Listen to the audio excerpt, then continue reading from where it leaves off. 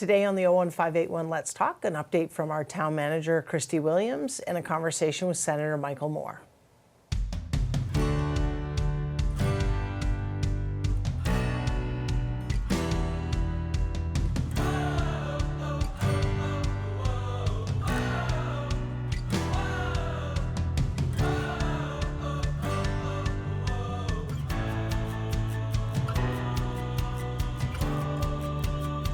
Hi, and welcome to this episode of the 01581 Let's Talk. I'm Shelby Marshall. I'm the host of this show, also serving as a select board member and doing other things around the community, but love hosting this show because I get to talk with great people about what's going on around town. And we'll kick the show off today with a conversation with our town manager, Kristi Williams. She's a frequent guest on the show. Comes on to give a quick update about kind of high-level updates on what's going on around town that the public should be aware of. And one of the topics that's been very popular lately, as it should be, is the community center. We have a number of building initiatives underway in town: the community center, the library renovation project, and the golf club building restoration. So you'll hear a lot about that in the coming shows. But today we're going to talk about the community center because we have some updates. So Kristi, welcome. Thank you. Yeah, thanks. And so we've completed the survey, which was an online and paper survey. We received over 1,000 surveys back, which is great, fantastic. And so what's the next step in that process? Sure. So we had, I'll just go back. So we had some community engagement sessions as well. Mm-hmm. So in July, we had an engagement session in person in the evening, and then also one at the senior center during the day. And then we actually had a full remote one that was offered as well for folks who might be traveling or unable to get out of the house. So, and I should just jump in and just say that all of those sessions were recorded by Westborough TV. Mm-hmm. Folks can go out and watch them and get a sense of, beyond the survey, that they may or may not have completed what were folks saying in person and ideas or questions. So Yep. So then the survey opened on July 22nd. So it was open for 3 weeks.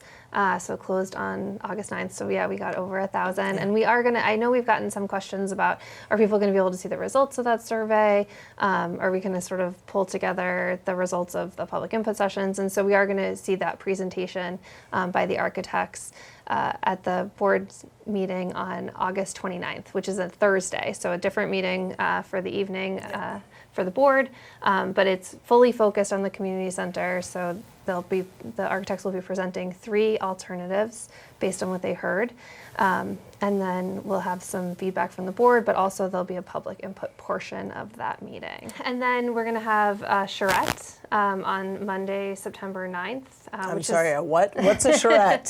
So a charrette's a little bit more of like a working meeting where folks will really be able to sort of engage with the preferred design, which will come out of that August 29th meeting, and give some really focused feedback on that design. So if you've been to any of the downtown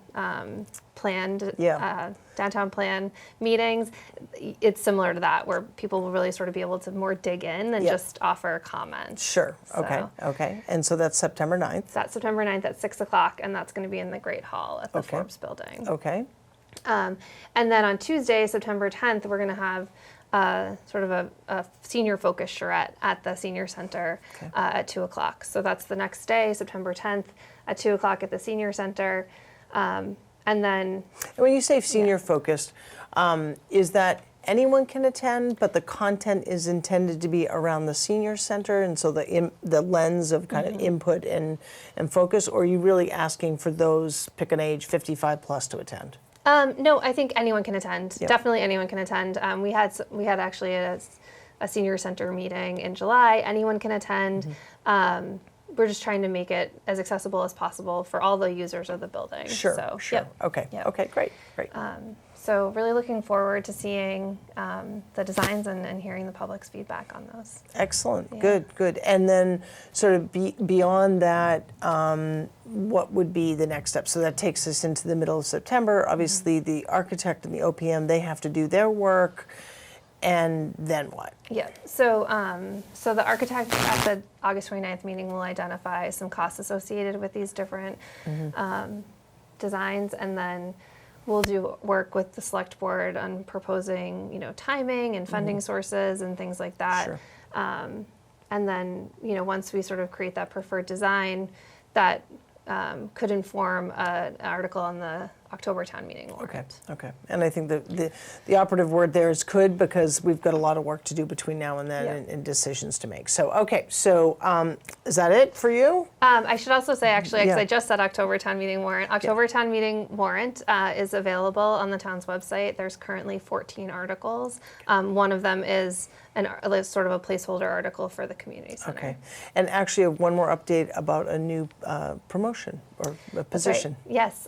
So the town has been hearing a lot from us over the last year about changes that we're making in the finance department, and we have fully staffed the treasurer collector department. We have fully staffed the accounting, but we will be looking for a new assessor because we've promoted our chief assessor, John Steinberg, to the position of finance director. And just as a reminder, he was serving as the interim, Yes. and ultimately decided to cast his name into the applicant pool. And so, congratulations to John. And when will he take that position? Probably mid-September. Mid-September. Yeah. Okay, great, excellent. All right, so that's all for Kristi today. But just again, want to reiterate those important dates. So August 29th for the select board meeting, and there will be an open forum session to that. September 9th for the charrette, and September 10th for the senior focus charrette. So all that information is available on the town's website under news, and is it in a different location? Sorry. Yep, it's also on the spotlight section. So if you Spotlight. scroll all the way to the bottom, everything that we've been doing related to all our building projects is right there. But there's a specific page for the community center. Excellent. Thank you very much. All right, super. Well, thanks to Kristi for joining me today, and we'll be right back with an update from Senator Moore.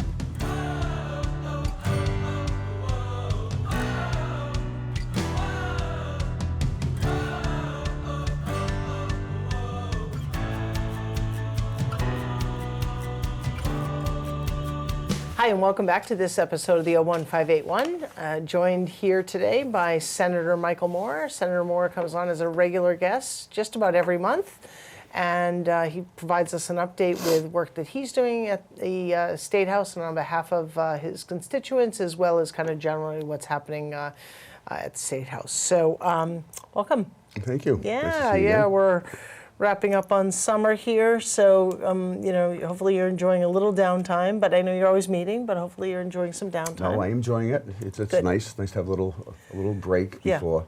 I was going to say before the hectic fall comes in, but it's the good thing about it is now with some of the things that we talked about, we're going to talk about. Yeah. I'm now going to have some time to actually have some meetings with some of my cities and towns. Great. As I was just saying to the town manager about in the housing bond, which we're going to talk about, we've got an allocation for $1 million for the town of Westborough. Yep. Now, bonding is, we just authorize administration to borrow it. Yep. So now that we get the authorization, we got to try to convince them to spend the money. Spend it. Right. So, right. so we have meetings like that Yep. Yeah. to try to see what we can try to advance and get ready for the Good. hopefully for January. Good. Well, we've got a lot to cover today, as we always do. So the first item is the Affordable Homes Act, which was passed. This was historic legislation all over the news.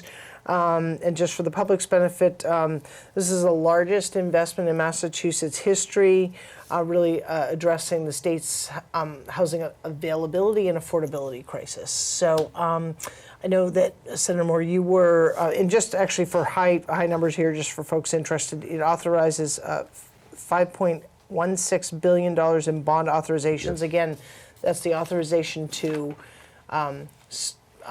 raise the money, right? Am I saying that right? But no, to borrow. To borrow the money, but then Right. you have to actually get authorization to spend it. Yes. Okay. Right. All right. So it's sort of like paper money right now, but not usable money. Yeah, basically. So that's why you'll see a lot of times in bond bills, the actual borrowing amount may be only, like say this, the $5 billion.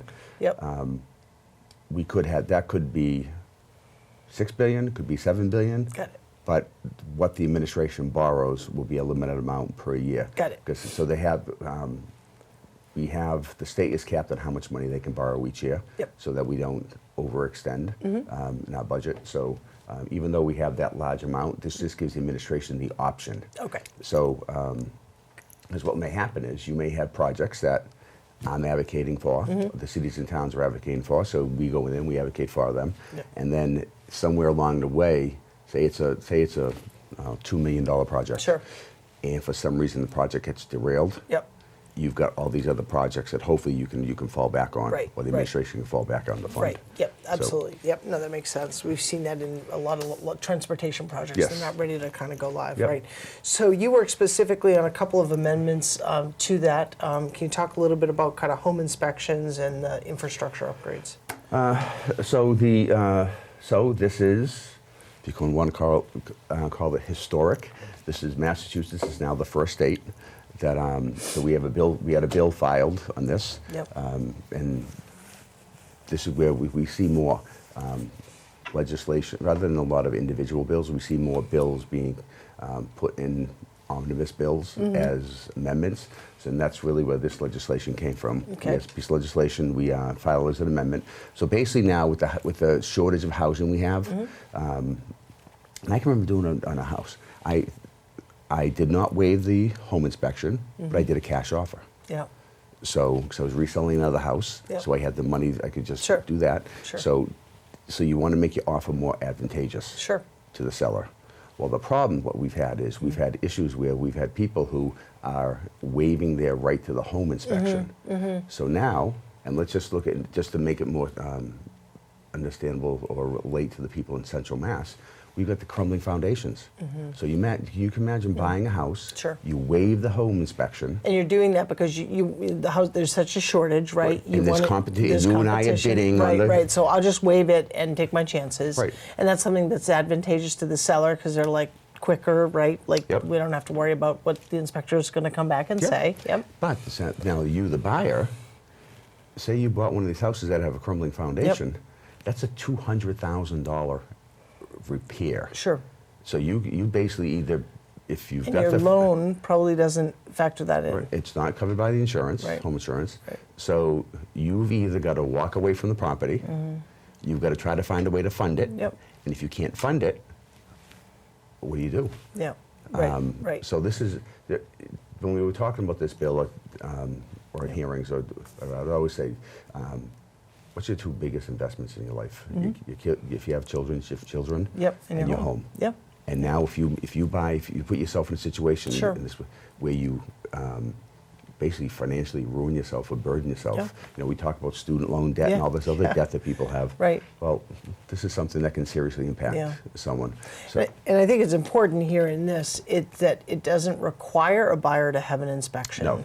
but it prohibits the seller from conditioning the sale of it correct. on no inspection. Right. Right. So now the only and it's funny, towards the end when this was being debated, the only instances people, I should say, developers or contractors brought up were if you're buying a house that it's a tear down kind tear of down, thing. complete remodel. So all right, that's a different story. Yep. So, but again, so all this does is, as the offer, it said, but after you make the P&S Yeah. offer, Yep. there's nothing to say you and I can't say, listen, I'm going to waive the home inspection. Sure. So at that sure. point, Yep. it's just Yep. making it fairer. So Yeah, it's protecting the consumer, Yeah. the buyer, excuse me, they're all consumers, from kind of making a decision in an already tight, kind of really competitive market that could create real financial hardship yeah, in the long and term. And create unsafe structures, quite honestly, yeah, too. Yeah. and Yep. if you think about, and I don't, if you're in the middle class, low to middle class or lower income, obviously your money's tighter. So you're not going to have Yeah. these issues, and there's more pressure put on someone who doesn't have the financial Sure. resources because now that's the only thing you can offer. Sure. I mean, Sure. Well, and if you get let's say if you're lucky and you buy a home that costs $400,000 and you Right. get a loan, right? So you put whatever you're required to put down, Yep.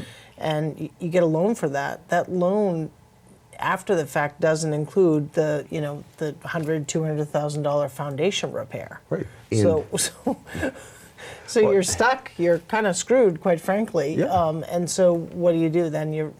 Yeah, that's a disaster. So And we're talking from the foundations. You could have a house. What if the house is infested with mold? Yeah. Or if it's got some other structural damage? Absolutely, right. I mean, the Yeah. fact that we were in a situation where people who were trying to fulfill the American dream, buy that home, Yeah, and all of a absolutely. sudden, Build equity, right? All of that. So, Yeah. And that's another part you brought through the thing.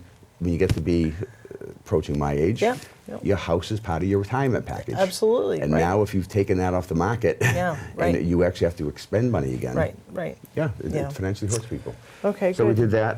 Then we also got for all the communities in the second Worcester district. Yep. We were able to get $1 million bond authorization Okay. that has to do with anything to do with the sewer, septic, stormwater, stormwater management, roads, sidewalks, Yep. traffic, public safety, related to putting in affordable housing. Yep. So Auburn, Millbury, Grafton, Shrewsbury, and Westborough, we were able to get them $1 million. Yep. Great. And then the city of Worcester $2 million. Yep. It's because of the size of Sure. it. So, No, so that's those are some of the key- fantastic. I mean, I know that, here in Westborough, we currently are operating under a sewer moratorium, right? So that is something that our Director of Public Works we're all working on, and to understand kind of what our current capacity, well, we know what a current capacity is, what our flow is, and kind of doing projections. So this is something that's near and dear, and I sort of can't go anywhere without folks saying, what about sidewalks? It's great that we're building yeah. it, but how are people going to kind of access services or what have you? So this money will be well spent. So that was one thing we were looking at when we're trying to figure out, okay, what are some resources we can give the communities that they may need? Yeah. And everyone's thinking, well, okay, just $1 million for the building of the home. No. But there's all these other costs. Oh, yeah. So Absolutely, that's why yeah. we tried to tie Yep. it into a broad. Yeah, a broader traffic, all support. of that. That's great. Excellent. Okay, so moving on, kind of away from housing, we've got, I know that this is something you worked on, which was the reducing chemicals in firefighter personal protective equipment. And this kind of comes back to PFAS, which is a topic our DPW director has been on, because we, at a prior town meeting, we had to authorize or seek a vote from the public to support a filtration system Okay. because of some low-level PFAS. Did you get a grant for it? Or We did, yeah, Okay. through or the low interest or Yes, no interest yep. grant through the state, but through a couple of our water supply sources had trace amounts. So Right. I believe it's over kind of toward the Lake Chauncey area. So anyway, so the community is familiar with PFAS, but what does this do? So what this does is it bans PFAS in the firefighter turnout gear. So the turnout gear is obviously all the heavy equipment Yep. and the coats and all that they wear. Well, we in Massachusetts, I think we've been pretty supportive of fire service for the men and women. So we have like a cancer presumption. Yep. It's just assumed that if they develop cancer, it had to be job related. Sure. Well, I think most of us kind of assumed that was because you had firefighters running into a building that's on fire. Smoke. Could be other chemicals. Look at the chemicals that Yeah. are in the furniture. Oh, right, absolutely. So, but comes to find out that PFAS is, because it's a water repellent, PFAS is in the fire gear. So as it breaks down, we've had and the woman from Worcester, Dan Carter, her husband was a Worcester firefighter. He developed prostate cancer. Turns out that as the equipment degrades, it can actually get into the skin of firefighters and can go and it can cause cancer. Wow. And that's why. So what this would do is this would ban by 2027 PFAS from being in any firefighter turnout gear. Got it. So now the question we're going to have to look to the future on is now, okay, every fire department, I think there's 12,000 firefighters. You know where my mind's going. Yeah, each one is, I think that for the current cost is $3,000 for a set. Yeah. Every firefighter needs two sets. So it's my understanding, working with the professional firefighters of Mass, is that there currently is a new gear that's pending national certification or accreditation. but the costs jump up to like $5,000 per repair. Well, I mean, my immediate poor analogy is like solar and PV, right? Yeah. Like makes sense to do, but there's an upfront investment to doing that, right? Maybe long-term returns, right? You know, depending upon your situation, Right. but it's like, oh, I got to spend more to like get X out of it, And right? we're sending firefighters in to, right. to help people. And Right. so now Yep. this is getting, what you're saying is, so the Attorney General's office, Yeah. under Maura Haley, when she was AG, Yep. joined a class action suit Yes. against the manufacturers. Yes. So hopefully, kind of like the tobacco legislation that took place, Yep. where the states received all the, Yep. some money from Sure. the tobacco company. Sure. So we're hoping that will be an offset. there'll be an offset. Yep. There was also, I had in conjunction with this, a research and development amendment that would look strictly at these types of issues about how to research ways and to fund ways to get around PFAS. Sure, sure. So this is so this is a broader issue too. This is, as you just talked about, water supply. Yeah, So yeah. Millbury had contamination. Shrewsbury does. Yep. If you listen to the experts, 99% of Yep. all people have some level of PFAS in their body. Yeah. Marine fisheries, wildlife, they all Right, have it. right. So there's another bill I had dealing with PFAS that dealt with banning it from food packaging. Yep. That's actually how I had the Clean Water Action Okay. people approach me about banning it from food packaging. Next thing you know, after I filed the legislation, so I'm talking like 6 to 8 years ago, I really didn't have an understanding of PFAS. Yeah. Once I filed that, Yeah. it's like, okay, I just started getting overwhelmed with information on PFAS. Oh, yeah. And it's in for women, it's in makeup. You've got it's in dental floss. It's in food packaging. So those to-go containers Yeah. have it on it. Wow. Have it in it. So there's so many So things we use that it's in every day. Is there, I mean, and so that sounds overwhelming, but is there a discussion or do you think a willingness in the House and the Senate, I know you can't speak for the House, to say PFAS is banned in Massachusetts? I mean, is there, or I don't know, nationally? So we can't, you've got, the federal government just reduced the Yeah. the limits on it. So I think it used to be, when we first started looking at this, I think Massachusetts was 80 to 100 million parts per trillion. Now it's down to, the federal government actually reduced it down to 1 part per trillion. Okay. So it's basically taking an eyedropper and putting a drop into your pool. Yeah. And that's how powerful of a contaminant this is. Wow. So hopefully with this taking place, so this actually, So the state can't kind of we ban can't product ban that. sale No, of things? No, Well, once the federal government established, we have to stay within limits. Okay, So we can't exceed okay, right, What- we can't exceed it. what the federal government has Right, said. right. So, so basically, there's an omnibus bill. Mm-hmm. We probably could have.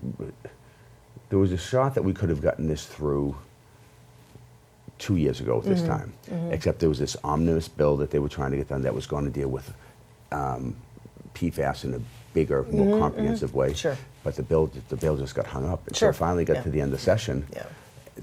That's why I filed this Yeah, amendment and yeah. said, look, hey, look. Well, some progress, right, is Yes. better than no progress. Yeah. So yeah, absolutely makes sense. And you know, our firefighters are facing this every day, so that makes sense. Okay, so transitioning out of PFAS, so other big news, a huge kind of historic legislation passed on the 31st, which was an act to ensure legal parentage equality, which extends the full rights of parentage to LGBTQ plus families and families created via assisted reproduction. So your comments, and I just have some personal experience. Okay, I think it's long overdue. I will be honest, when the legislation first came up, when we passed same-sex marriages and made it legal, Yeah. I kind of assumed Like, that, why are we even discussing this? right, that this Sure. was all incorporated Yeah, into that. yeah. But so this is Yeah. really just to update the laws and Sure. make sure that people are having the rights, the parenting rights. Yep. that they Yeah. fought for and they should have. And Yeah. so this is again, this is one, I guess, one thing even as far as Modernization.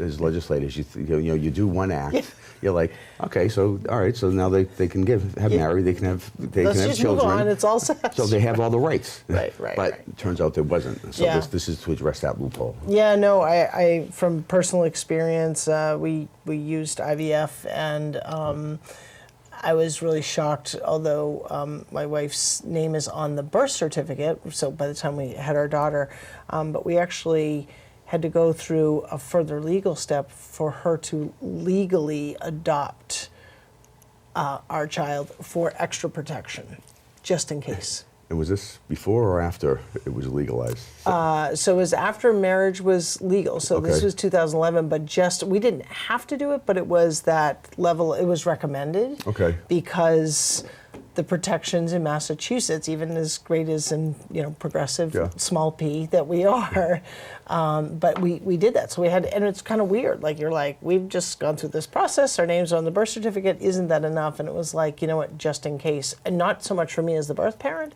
but her as, the co-parent. But this is where a lot of people, And it was expensive, right? So we had Oh, the yeah. means to do it, so, right? But people don't have to, or they don't even, have the means, or they don't know that they should, or Right. and then they find that, yeah. So. But this is where I think a lot of, and maybe I can be wrong on this, but I think a lot of people do assume when we pass one piece of legislation that covers the broader, the Yeah. marriage part, Yeah. but with the marriage comes children, comes a Yeah. family, so you Yeah. just, in your mind, you Sure. just assume all those things come with it. Yeah, And right, right, And like right. you're saying for the IVF, that you just naturally think that that's okay. And that's a different layer, right? Right, but that's but when you do it, you're like, okay, this covers that whole area, marriage, family, and all Right. that. But then it turns out, no, you've got Right, you've right, got right. loopholes or language changes right, you got to right, make. right. So thankfully, we've never had an issue, but it's great to see this, kind of, again, just kind of rounds out Yes. protections we already afford. Okay. And then the final topic to talk about is that there's an act passed promoting access to midwifery care Yes. and out-of-hospital birth options. So this is kind of, as I understand it, a bill to expand healthcare access as well as kind of patient as well as provider protections. Yes. Yep. Great. So this is, And Yeah. and I guess if you look at the fact now with all the issues we're having with Steward hospitals, maybe yep. maybe this is a direction with a proper accreditation and licensing that Right. it can be Right. expanded upon. So this is, creates a statewide licensure pathway for midwives and lactation consultants, encourages the creation of more freestanding birth centers, and establishes a grant program to address mental health and substance use disorder, addressing and expanding the statewide universal postpartum home visiting program. So it does lots of other things. If folks are, and I don't want to just gloss over it, but it like all bills, it's extensive, and that is House Bill 4999. And Actually, can we jump Yeah, back to the, yeah. I'm Jump not sure wherever about you Westborough, want. the housing bond bill. Oh, yeah, I just sure. was looking at Yeah. quickly, because this is something that comes up, ADUs. yes, Accessory dwelling units. Yep. This may be surprising to some people, maybe not, but a lot of communities make it very hard Yep. for people to put an ADU on, Yep. accessory dwelling unit. Now, you're going to get from the homeowner, well, I live in a residential area, Mm-hmm. community, I don't want someone adding an apartment and making it multifamily, but you have a lot of people that they're trying to take care of their family, whether it's their parents who are Mm-hmm. older, now they're trying to downsize. And with the market the way, if you talk about the market being the way it is, Mm-hmm. Sure. what they can afford, this is a way of trying to ensure that people Yep. have a right to those accessory dwelling units. Right. So that was language that was passed also in the housing Right. bond bill. And actually, we'll be talking about this certainly just for folks that are interested. Both the planning board and the select board will be having these conversations. But it does, so just to be clear, Westborough has allowed ADUs to be built. In Westborough, historically, it's required the ADU to be connected through a common entrance. This legislation changes that, so I have raised to our town manager a need for a conversation and communication to go out to the community to understand kind of, okay, Westborough had this rule, the state's legislation really kind of opens that up to a broader, broader kind of accessibility, I guess, to use the right word. And so it's important for homeowners to understand that. It's important for developers and builders to understand that. So we need to make sure our code enforcement and our building department, that they're up to speed. So lots of moving pieces on this. I just want to assure the public that our town staff are following this closely to understand kind of what the requirements are, what sort of bylaw changes we'll need to make at an upcoming town meeting, just to make, create clarification around that. And it's and so another aspect of that is that where we have such a shortage of housing. Yep. This now actually, hopefully, I don't want to say this removes one demographic from the need of purchasing, downsizing, whatever, Sure. but it does hopefully reduce the necessity for, say, a senior Sure. or a family member or whatever Yep. that is looking to downsize from having to go out and making a huge expense, Sure. buying another small house Yep. or trying to downsize. This you can work with your family, hopefully, or Yep. someone, and have this smaller unit put in. Yeah, I mean, I think it allows individuals to remain in community, which is what I love. So let's say they have a big home, and they can build a smaller one. They can move into the smaller one Right. because they don't have that need. And then they have, again, we talked about your home being your, one of your biggest Yes. investments, Yep. probably the biggest investment for most. And to still benefit from that, but to still stay in a community that, is a place where you want to be. And it, could help for, I mean, look, we have students that are graduating, right? We know that the affordability, I mean, Yes. affects them on the other end. So, Westborough is in a great crossroads to great work, to universities. So you could have students, you could have professors, any number of things. So I think that this goes in the right direction. My understanding is the sense that the impact of Westborough will be small in terms of the projected number of people that Okay. kind of want to create that, but who knows? And my concern, right, is are we ready for it, right? Yep. So when someone says, I want to come do this, and just making sure they understand kind of what are the requirements, because we have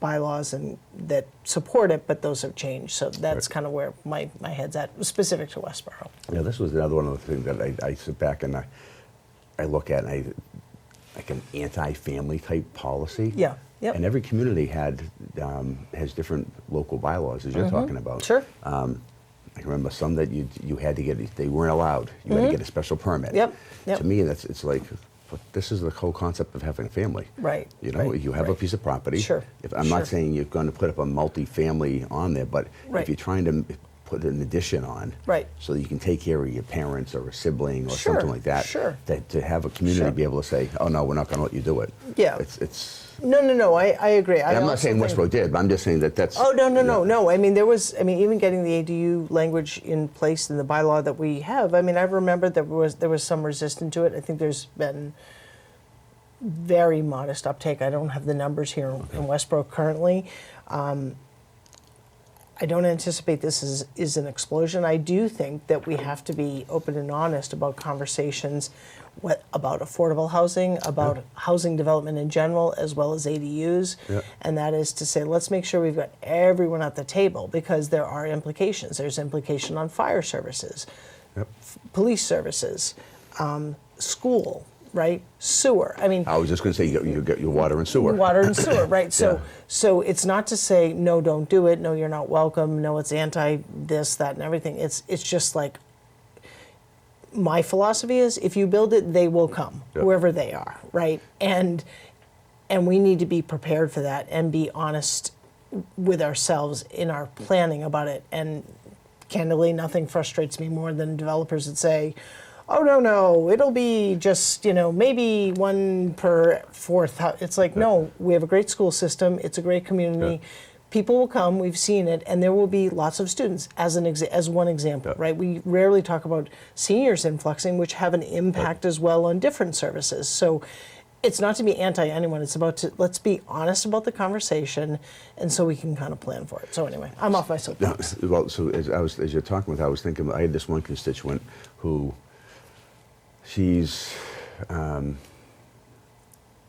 husband passed away. Her children her 2 kids are across the country. Yep. So she's got a house that was made for 4 people. she's now trying to look at getting an ADU Yep. to put for her mother. Yep. But this goes, as you were saying, tying to septic. So they look, the way the zoning is, they look and say, well, no, because even though it was a four-person It's within that. that structure, even though three of those people are now Yep. gone, Yep. they're by adding the ADU, it's now a fifth person. Right. So this is where, but it's got to be looked at to say, look, Right. that doesn't make sense. Right. And yet, conversely, it's like, yeah, but who's going to police who's going to enforce that you can't have 4 people living in that main house, right? So you're absolutely right. This is kind of what goes through my mind of like, this is great, but then the practical implication, I mean, the implementation of it, yes. how does that work? So Because you're right, now, all in a few years now, the family moves on, they sell it, now you got Right. for it. And we don't need government being like, okay, I'm sorry, how many people are living in your house? Like, right, yeah. So this is so no matter what we do, there are always ripple effects. Yeah. And so we just need to understand. And so those are the conversations that, I've reached out to Kristi and kind of said, hey, let's in our, obviously engage our town planner, our superintendent, director of public works, whomever, public safety to let's understand the implication. I know they're working on it, but this came out, it's big news, and it's like, it's pretty much effective immediately, so how are we responding to it? Yeah. So anyway, always lots to talk about with you, Senator Moore. Thank you so much for your time. And before we go, I just want to put a plug in for the upcoming Westborough Connects pickleball tournament. That is on Sunday, August 25th. So today is Tuesday. It'll be just in a few days. We've had sellout registration for pickleball, but there is a learn to play session. It's free, donations gladly accepted, from 12 to 1. So if you've never played and you're like, what is this pickleball craze? Come on down to the courts at the Nelson Ball pickleball courts, which are just across from the Lake Chauncey Beach, 12 to 1. There'll be food there. There are free games for kids. It's going to be a great day, and would love to see the community turn out to connect at the courts. So again, that's Sunday, August 25th, and it's an annual fundraiser for Westborough Connects in the work that they do across the community. So with that, I'll say thank you to Senator Moore. Thanks so much. Have a great rest of your summer. Thank you. And thank you so much to Westborough TV for bringing this show to the community. Thanks, be well, and take care of each other.